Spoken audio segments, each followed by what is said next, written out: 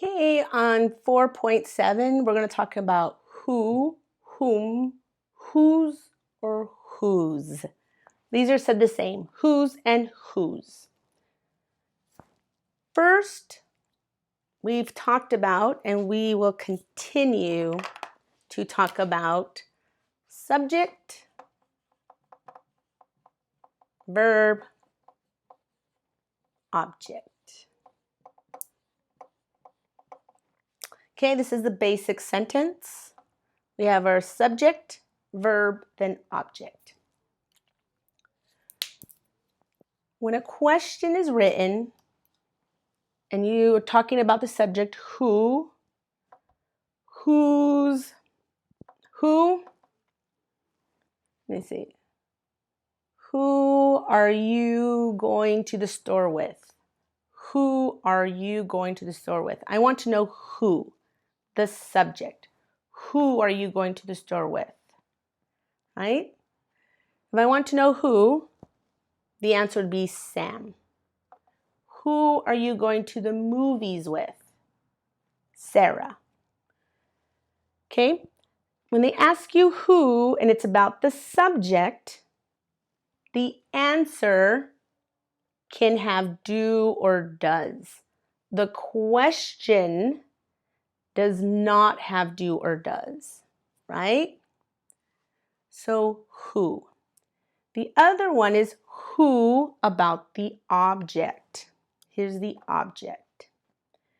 The question, when they're talking about the object, the question will have do or does. The answer must be a complete sentence and it does not have do or does. Whom is a very formal way of saying who. Whose means who is. Who's your friend? Who is your friend? Whose is ownership. Ownership or relationship. Whose bike is this? Whose bike is this? Ownership. My friends. Okay, we will practice this in exercise, our next one, 19. So if this helps, write it down. Remember, who is the subject? They're talking about who. Who is the object? Okay? Who is the object? Who has my pencil? He does. Who is in the car? They want to know subject. Who is in the car? Sam is in the car. Okay? But sometimes the answer for subject can be do or does. Who, the object, does not have do or does. And then we know informal, who is, and ownership. Whose money is on the table.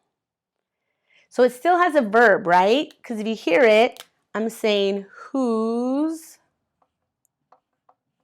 money, verb is on the table.